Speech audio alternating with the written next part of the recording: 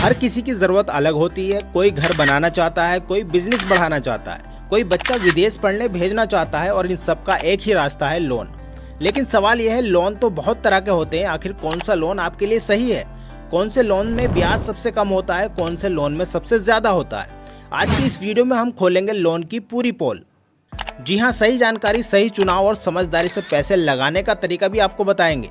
तो बने रहिए हमारे साथ, क्योंकि हमने शुरू की है एक लोन सीरीज जो कि 30 दिन की होने वाली है और ये लोन सीरीज का दूसरा वीडियो है। पहला वीडियो अगर आपने नहीं देखा है, लिंक मैंने डिस्क्रिप्शन में दिया है, वहां से जाके आप वो वीडियो देख सकते हैं। इस वीडियो में हमने डिस्कस किया था लोन क्या होता है और कितने तरह के लोन होते हैं, लोन के क्या क्या फायदे हैं, क्या नुकसान है और लोन कहाँ से लेना चाहिए और लोन लेने से पहले आपको क्या क्या टिप्स फॉलो करनी होंगी।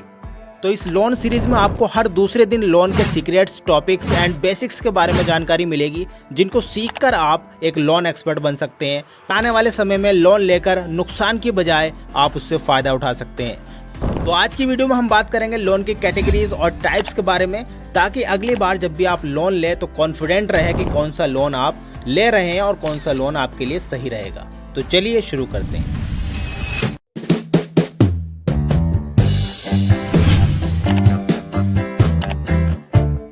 तो अगर पहले लोन की हम बात करें तो पहले नंबर पर आता है आपका पर्सनल लोन। सबसे पॉपुलर लोन होता है ये और सबसे कॉमन कहलाता है। हर कोई इसको अफोर्ड कर सकता है, हर कोई इसको लेना चाहता है और सबसे फ्लेक्सिबल होता है, क्योंकि इसमें ज़्यादा रोल नहीं होते बैंक की तरफ से। बैंक आसानी से आपको दे देता है।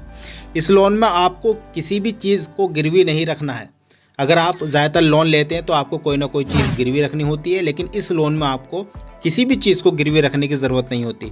यानी कि इसको हम अनसिक्योर्ड लोन कहा जाता है। जिस लोन में आपको किसी चीज़ को गिरवी नहीं रखना पड़ता उसको अनसिक्योर्ड लोन कहा जाता है, और जिसमें आप गिरवी रखना चाहते हैं, गिरवी रखना पड़ता है, उसको हम सिक्योर्ड लोन कहते हैं। आगे हम बात करें तो बैंक या फिर एनबीएफसी जो संस्था होती है, जो बैंक लोन देती है, जो एनबीएफसी लोन देती है, आपकी इनकम को देखती है। वो सिर्फ कि आपकी इनकम कितनी है। जॉब स्टेबिलिटी को देखती है, आप जॉब करते हैं सही से नहीं करते हैं तो वो आपको जॉब स्टेबिलिटी देखती है। और तीसरी जो चीज़ देखती है वो है आपका सिबिल स्कोर। सिबिल स्कोर आपका चेक करती है वो किस तरीके से आप सिबिल स्कोर को मेंटेन कर रहे हैं। सिबिल स्कोर के बारे में अगर आपको नहीं पता है तो आने वाली वीडियोज़ में आपको डिटेल्स में पता चलने वाला है। तो चैनल को सब्सक्राइब करके रखें ताकि आने वाली वीडियो सबसे पहले आप तक पहुँचे। तो हम बात कर रहे हैं बैंक आपको लोन किस वजह से देती है। आपकी इनकम को देखेगी, आपकी जॉब स्टेबिलिटी को देखेगी और आपके सिबिल स्कोर को देखेगी। किसी भी चीज़ को आपको गिरवी नहीं रखना है। ये देखकर वो डिसाइड करेगी कि आपको कितना लोन देना है। आपकी मर्ज़ी के हिसाब से लोन नहीं मिलता। पर्सनल लोन मिलता है आपकी इनकम, जॉब स्टेबिलिटी और सिबिल स्कोर को देखकर बैंक ये डिसाइड करती है कि आपको इतना लोन मिल सकता है। तो ये होता है पर्सनल लोन। आगे अगर इस लोन की हम बात करें, पर्सनल लोन का यूज़ क्या होता है, सबसे मेन जो पॉइंट है वो ये है कि आखिर इसका यूज़ क्या होता है। इसका यूज़ जो होता है वो इमरजेंसी में पैसे अगर आपको चाहिए तो आप पर्सनल लोन ले सकते हैं, क्योंकि बहुत ही जल्दी ये अप्रूव हो जाता है। दूसरी बात करें, आपको शादी की कोई एक्सपेंसेस है, यात्रा करनी है या घर के कोई मरम्मत वगैरह आपको करानी है, पर्सनल कोई किसी भी वजह से आप लोन ले सकते हैं।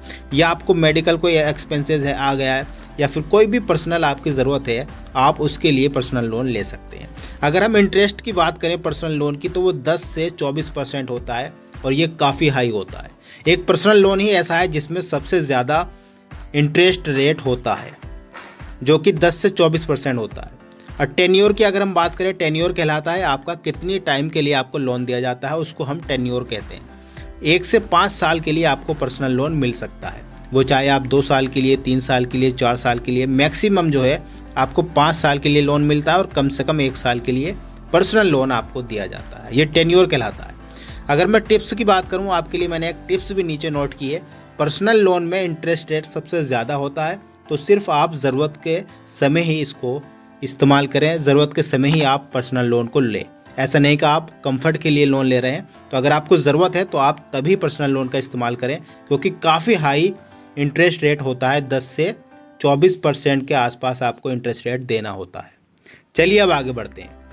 अब बात कर लेते हैं हम होम लोन की, जो कि आपने अक्सर सुना होगा होम लोन लोग ले रहे हैं।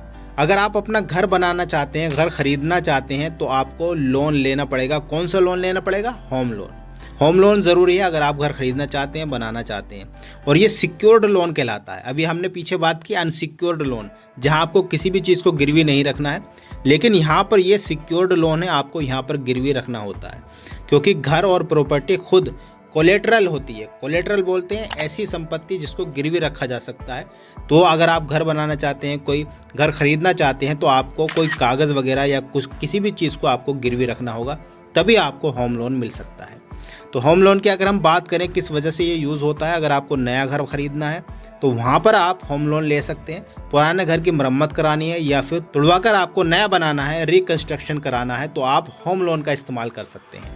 होम लोन की अगर हम बात करें इंटरेस्ट रेट कितना लगता है, तो वो 8 से 10% लगता है, जो कि काफ़ी कम होता है पर्सनल लोन से। अभी हमने पीछे बात की जहाँ पर पर्सनल लोन में 10 से 24% लग रहा है, तो वहीं यहाँ पर 8 से 10% आपको सिर्फ देना होगा होम लोन में। और इसका टेन्योर यानी कि जो टाइमिंग है वो भी 20 से 30 साल है। काफ़ी लंबा टेन्योर बैंक के द्वारा दिया गया है, यानी कि आप 20 से 30 साल के लिए लोन आराम से ले सकते हैं। और इसका एक एक्स्ट्रा बेनिफिट है, अगर आप होम लोन लेते हो तो आपको इनकम टैक्स में छूट मिल जाती है। जी हाँ, सही सुना आपने, सेक्शन 80C में 1.5 लाख तक की आपको छूट मिल सकती है। वहीं अगर हम बात करें सेक्शन 24B में तो 2 लाख रुपए का डिडक्शन आपको आसानी से मिल जाता है। तो ये काफ़ी अच्छा बेनिफिट है। और एक प्रो टिप्स मैंने आपके लिए नीचे लिखी हुई है, जितना लंबा टेन्योर आपका होगा, यानी कि जितने समय के लिए आप ज़्यादा समय के लिए अगर आप लोन लेंगे तो EMI कम होती चली जाएगी, लेकिन कुल इंटरेस्ट आपका ज़्यादा पड़ेगा। यानी कि आप अगर 30 साल के लिए लोन लेते हैं तो आपको वहाँ पर इंटरेस्ट रेट तो बढ़ जाएगा, लेकिन EMI कम हो जाएगी। तो ये आपको सोचना है कि टाइमिंग कम करना है या फिर EMI कम करनी है। और सबसे ज़्यादा जो ट्रेंडिंग में चल रहा है वो है गोल्ड लोन। जी हाँ, आपने अक्सर सुना होगा गोल्ड लोन के बारे में। अगर आपको तुरंत पैसे की कोई ज़रूरत है तो आप गोल्ड लोन ले सकते हैं, बहुत ही आसान और सस्ता पड़ता है। जी हाँ, आपको करना क्या होगा, बस अपने सोने को आपको गिरवी रखना होगा और वो तुरंत आपको लोन दे देते हैं, यानी मिनटों में, कुछ ही टाइम में आपको लोन मिल जाता है। इसका यूज़ आप कहाँ कहाँ कर सकते हैं, जैसे कि आपको बिजनेस में कोई इमरजेंसी पैसों की ज़रूरत पड़ गई, पर्सनल कोई इमरजेंसी आपको पैसे की ज़रूरत पड़ गई, या शॉर्ट टर्म कोई भी फाइनेंशियल अगर आपको हेल्प चाहिए, लंबे समय के लिए नहीं चाहिए, ना ज़्यादा भाग दौड़ चाहिए, ना ज़्यादा कागजी कार्रवाई चाहिए, तो आप गोल्ड लोन ले सकते हैं, क्योंकि बहुत ही मिनटों में, सेकंडों में आपको गोल्ड लोन मिल जाता है। जब आपकी ज़रूरत पूरी हो जाए तो आप पैसे लौटाकर अपना गोल्ड वापस ला सकते हैं। तो जहाँ से भी आप गोल्ड लोन लेते हैं तो वहाँ पर एक इंटरेस्ट रेट आपको दिया जाता है कि आपको इतना ब्याज पे करना है। कितना? 8 से 14% के बीच में आपको ब्याज देना होता है, और सोना भी गिरवी रखना होता है। जब आप उसको पे करेंगे, कम्प्लीटली पे कर देंगे, तो आपको वहाँ से सोना वापस मिल जाता है। टेन्योर की अगर हम बात करें कितने टाइम के लिए आप गोल्ड लोन ले सकते हैं, तो 6 महीने से लेकर आप 3 साल तक गोल्ड लोन आसानी से ले सकते हैं। जी हाँ, और मार्केट की अगर हम बात करें कौन कौन आपको गोल्ड लोन देगा, कौन प्रोवाइडर्स हैं, तो सबसे पहले नाम आता है मुथूट फाइनेंस का, आपने अक्सर सुना होगा, और मनप्पुरम का नाम आता है, फिर बजाज फाइनेंस का नाम आता है, जो कि गोल्ड लोन आपको प्रोवाइड कराते हैं। एक नोट मैंने आपके लिए नीचे लिखा हुआ है कि लोन न चुकाने पर आपका सोना जब्त किया जा सकता है। जी हाँ, मान लीजिए आपने गोल्ड लोन ले लिया लेकिन आपसे चुकाया नहीं गया, तो आपका जो गोल्ड है वो जब्त कर लिया जाएगा, आपको वापस नहीं मिलेगा। और नेक्स्ट लोन है हमारा बिजनेस लोन। बहुत ही पॉपुलर लोन है बिजनेस लोन, यानी कि व्यवसाय के लिए लिया जाने वाला लोन। अगर आप बिजनेस शुरू करना चाहते हैं या उसको बढ़ाना चाहते हैं तो आप ये लोन आसानी से ले सकते हैं, ये आपके लिए परफेक्ट होता है। बिजनेस के लिए ही बिजनेस लोन लिया जाता है। अगर हम इसके यूज़ की बात करें, अगर आपको मशीनरी खरीदनी है, कभी कभी बिजनेस में मशीनरी का काम ज़्यादा होता है, तो आप ये लोन ले सकते हैं। वर्किंग कैपिटल या एक्सपेंशन के लिए ले सकते हैं, आपको कोई बिजनेस शुरू करना है और वहाँ पर आपको कैपिटल ज़्यादा चाहिए, तो आप क्या करेंगे, यहाँ पर बिजनेस लोन ले सकते हैं। आपको इन्वेंट्री चाहिए, आपने मान लीजिए कोई शॉप है, वहाँ पर आपको कोई मटेरियल भरना है या रॉ मटेरियल लेना है, तो आप उसके लिए भी बिजनेस लोन आसानी से ले सकते हैं। तो कोई भी बिजनेस हो, छोटा हो या बड़ा हो, आप आसानी से बिजनेस लोन ले सकते हैं। चलिए और जानते हैं इसके बारे में। बिजनेस लोन के अगर इंटरेस्ट की अगर हम बात करें तो यहाँ पर 9 से 18% आपको देखने को मिलता है।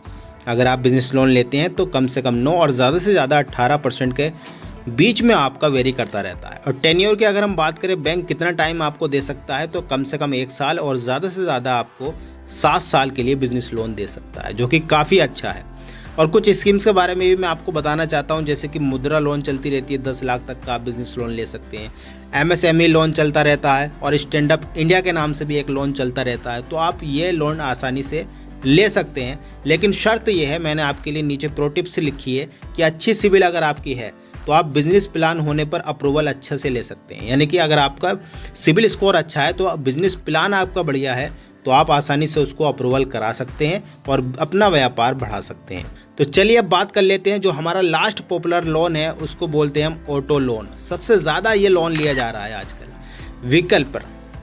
अगर हम बात करें, आपको अगर कार खरीदनी है, बाइक खरीदनी है या कोई भी कमर्शियल आपको व्हीकल चाहिए तो आप क्या कर सकते हैं, व्हीकल लोन ले सकते हैं, यानी कि ऑटो लोन ले सकते हैं। और व्हीकल खुद कोलेट्रल होता है। कोलेट्रल मैंने अभी पीछे बात करी, कोलेट्रल ऐसी संपत्ति है जिसको अगर आप लोन नहीं चुकाते हैं तो आपका वो संपत्ति जब्त कर ली जाती है। यानी कि ईएमआई अगर आपने नहीं दी तो आप बैंक क्या करेगा, आपकी गाड़ी को जब्त कर लेगा अगर आपसे ईएमआई नहीं भरी गई।